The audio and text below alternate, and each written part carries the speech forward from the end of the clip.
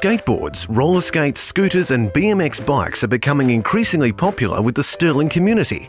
Therefore, the skate and BMX facility strategy was developed to explore this growth further. How do we know these activities are popular? Well, to date, the Council has received no fewer than 9 petitions calling for more skate and BMX facilities, 42 separate email requests, 6 separate Facebook pages with almost 4,000 likes and growing. Over 100 individuals have added their names to the city's skate and BMX register. Several newspaper articles have been published, and there is evidence of these activities already happening all over the city in areas not specifically designed for skate or BMX. Outside the city's boundaries, this popularity is reflected in the state's participation trends, where the proportion of young people skateboarding, scootering and rollerblading in WA has increased since 2009 to around 60%, compared with 54% in the other states and territories. Similarly, the amount of young people riding bikes in WA now stands at 66%, compared to 64% in the rest of the country. In fact, according to the Australian Bureau of Statistics, participation in these activities now outnumbers those participating in more traditional organised sports. When looking closer to home to see how many people between the ages of 5 and 24 are serviced by skate and BMX facilities in neighbouring government areas, we found that in the city of Swan, each of their 15 facilities serves just over 2,000 young people. In the city of Wanneroo, there are 14 facilities, each serving around 3,200 people. In the city of Bayswater, the figure is over 3,400. In the city of Joondalup, it's just under 4,000. The combined LGAs of Cambridge, Nedlands, Vincent and Subiaco have 6 facilities, catering for just over 4,000 people each. While in the city of Stirling, that figure is 46,621. More than 20 times the number of young people served by each skate and BMX facility in the city of Swan. Proof that local governments are recognising the popularity of skate and BMX activities in today's society, and that WA's growth in these activities is ahead of the rest of the country. The average proportion of young people across all suburbs is 24%. That's almost 1/4 of the city's total population. From this, 14 suburbs have a higher than average population of young people in the city and include Mirrabooka at 33%, Wembley Downs at 30%, Churchlands, Herdsman, Wembley and Balga all at 28%, Corrine has 27%, Menora, Culbinia, Trigg and Woodlands all have 26%, while Karrinyup, Mount Lawley and Doubleview have 25%. That's a lot of young people. And previous research undertaken by Family Services and local area planning has shown that we need to provide more places for them to enjoy informal, recreational activities and more things to do outside, including skating and BMX riding.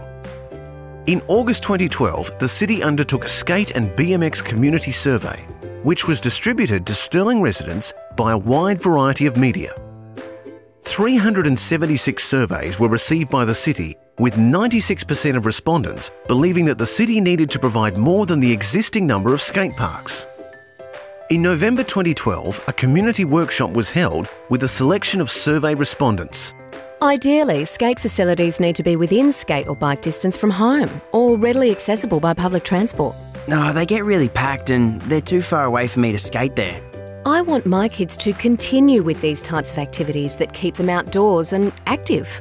More preteens and teenagers are looking for something to do and somewhere to go. Out of this extensive community consultation, 5 key themes emerged when providing skate and BMX facilities. They included supportive amenities. It's really important for kids and parents who attend to have facilities that they can use. So things that go hand in hand would be toilets and the ability for the use of the toilets. Shade is really important for parents. Often I know lots of parents who love to go and watch their kids. They'll sit under the shade and read a paper, and they'll enjoy that with their kids, and they'll be there for a couple of hours most likely. Well, I think that benches and shade are really good, because if you're gonna go down to the skate park for 2 or 3 hours, you need to have a sit down and in the shade. you just need it. Accessibility. It's really important to have facilities near public transport because we're talking about often older kids and youth, and they don't have access to cars to get around. And it's really important that the facility gets utilised to benefit the whole of the community. So as a parent, when I send my kids off and they're able to travel on public transport and take their skateboard and their BMX, that I know that they can get there, that it's easy to get to, it's safe, they're observed on the way. And while we may not be on the direct public transport line, close to, or ability to get there and having paths to the facility is really critical for me as a parent, for the children's safety. Well, right now, my mum and dad have to take me there, but when I'm older, it'd be a lot better to like go there and get a train there, or get a bus there, or even like ride my bike or skateboard there. And maybe when I get a little bit older, I can drive there. So yeah, it'd be really good. Safe and inviting. I think girls will start skating more in skate parks if skate parks were more safe, and that can be made by having a skate park where it's in a busier area and that people can see in the skate park, so if anything happens that it can be solved quickly. I think that's a really great point that Jemima's made. I think a lot of parents and a lot of people think that skating is just for teenage boys, and having been around in skate parks now for at least 4 or 5 years with my own kids, I think, you know, people need to open their mind a little bit and realise that girls do really want to have a go. And I think at the end of the day, you know, we really do need skate parks that are going to be safe for girls and for them to be able to, you know, sort of be enhanced in the sport as well. There's a lot of girls that do really want to have a go, particularly a lot of Jemima's friends, but a lot of parents have that misconception that skate parks can be a dangerous place. So if we can promote the fact that this will be a safe environment for girls, it will be a great place to be. Skill development. It's really important to provide up-to-date modern skate park facilities for the community. The big reason behind that is all the modern designs are built in a way and designed in a way that there's going to be elements to skate for your smallest little kids, to the teenagers, to the older guys. I mean, I'm 35 now, I skateboard every day after work, been skating for 25 plus years, and it's awesome. I look forward to it. Go to the skate park after work. If it's a modern skate park, it's going to have families there with the young kids, you know, and the way they're designed is so that basically it's not creating collisions. It's creating good flow with your beginners in one area, the older guys in another area, but it's all intermingled and just really activates the area positively for the whole community, and you get a broad spectrum of people down there. It's pretty awesome. And a range of facility catchments. At the workshop, it was very clear to me that through the vast range of people there that were doing the survey, from young kids to the older skateboarders like myself, that they want to see a wide range of facilities, you know.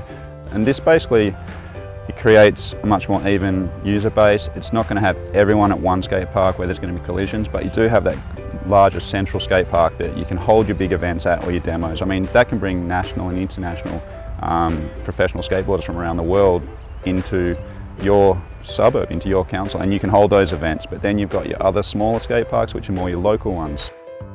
It has become clear that skate and BMX has grown into a mainstream recreational activity, which is undertaken by a broad range of community members. With more than 46,000 young people and around 63% of them involved in some form of skate or BMX activity, it is evident that the city should provide more choice to meet this growing community need. So, what's stopping us?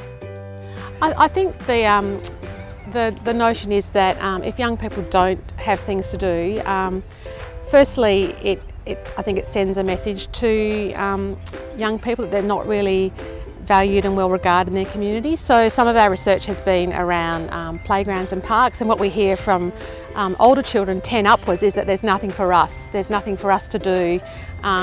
They don't care so much about us, it's all for the younger kids. So I think that's kind of sad, because they're actually, particularly the early teen years and through teenage life, they're part of the community too, and they suddenly feel like, you know, beyond the age of 10, there's nothing that caters to them. The major barrier when providing facilities for young people such as skate and BMX is the negative perceptions they often attract. Loitering, for example. But isn't this just hanging out in public spaces, social interaction and developing friendships? Or noise? But how does this compare with noise from other reserve uses such as playgrounds, sporting fields and dogs? We're not thugs or criminals. If anything, we protect the parks we love. Look, I understand that there is caution to be had, but I don't believe that the actions of a few should deprive those that are there for the love of their sport. People think that skaters are smokers, druggies and create bad behaviour, which is completely wrong. I'm 14 and know lots of older people who skate. They don't smoke or promote bad behaviour. They skate because they love it and help others who want to get better. Although there will always be a minority of individuals who choose to misbehave, research into young people has shown that not having anything to do is a greater risk for antisocial behaviour. In fact, there are many benefits from providing a space for young people, as discussed by Lisa Wood, the Associate Professor of the School of Population Health at UWA. If the young people using it feel like this is our space, there's some great things happen here, they won't want other people mucking it up and doing antisocial behaviour either. So we should treat young people as ambassadors of the place, and if we encourage them to own it, then they'll do it and they'll do the right thing by it. So while skate parks are often associated with negative behaviour, in fact there's lots of pro-social things that go on at skate parks that people don't really realise or give value to. We've done some research recently at another Perth skate park, and what we found that the most common behaviours were all positive. So lots of people observing people socialising with their peers. We had over 65% of respondents said that the behaviours they observed were things like taking turns, people helping out each other, role modelling, cooperation going on, people sharing a space. So those are all really positive virtues that we want to instil in young people so that when they become adults, they make good citizens in our community. New contemporary designs and management initiatives have helped alter this negative perception and have changed the way skate and BMX facilities are built and used by the community. I think management of skate parks has really probably changed over time, and that a big part of it is about activating a space and having it well used and ownership of it amongst the people that use it. And in our broader research, it's about activating public spaces generally, because that's good for sense of community and it's good for community safety. The more places are used and the more people feel like that's our space, we own it, we want to look after it. There's a whole range of things that can be done that again help build ownership of a space and ensure that it's used, and the more it's used by a variety of people, then the less likely you are to see negative things happening there. So, that's the situation so far. There is an identified need for more opportunities for the community to participate in skate and BMX activities, as is the importance of management and activation of these spaces.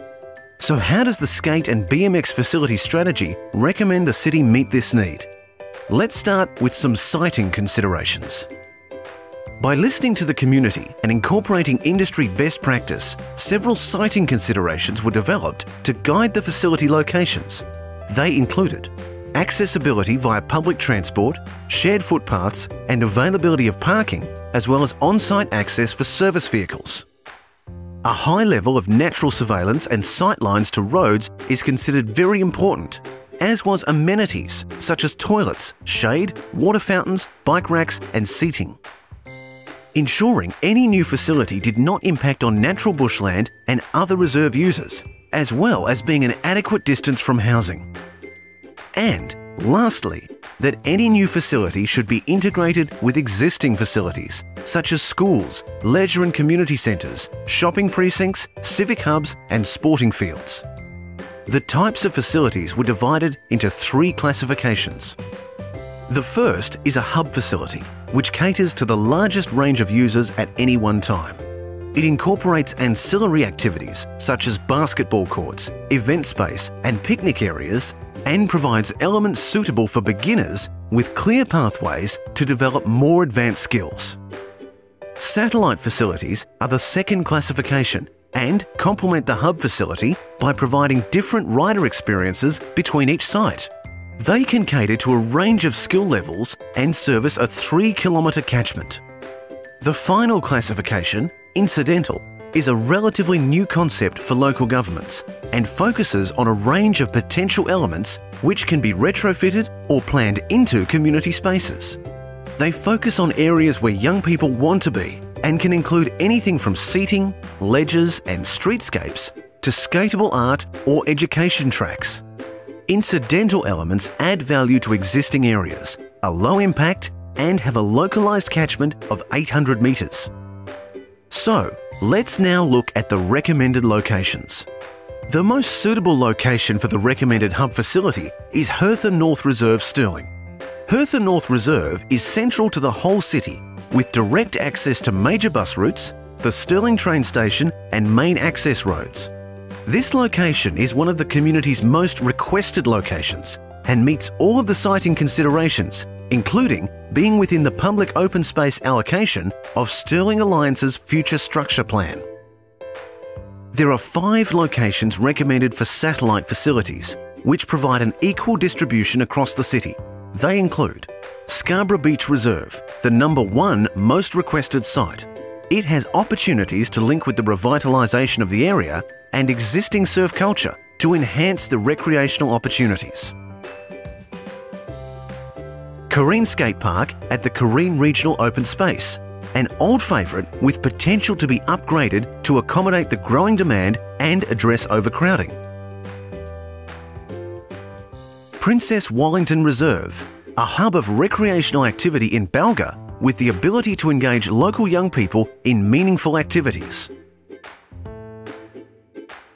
Dianella Regional Open Space, the blend of bush and open space along with existing bike paths gives a perfect backdrop to enhance skills in dirt BMX.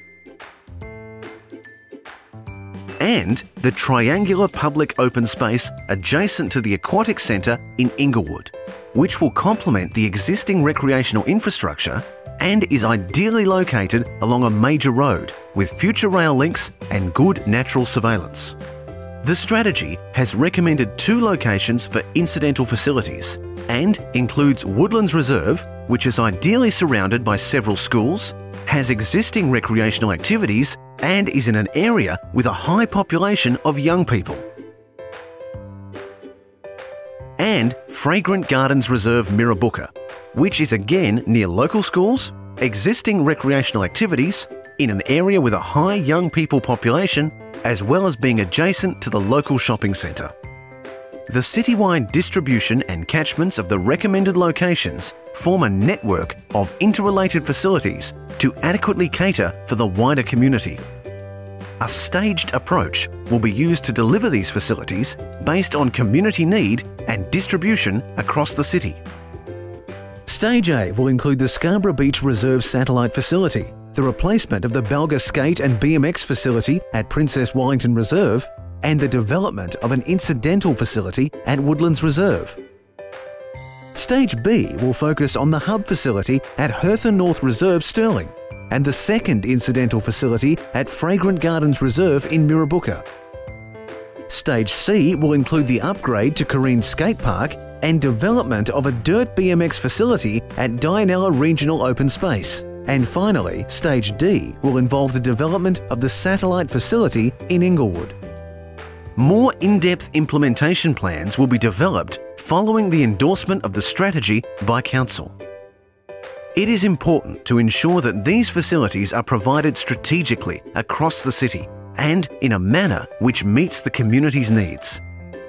The city has the opportunity to be innovative leaders in this field, while adding to the vibrancy of the community, emphasising to our 46,000 young people that Stirling is the city of choice.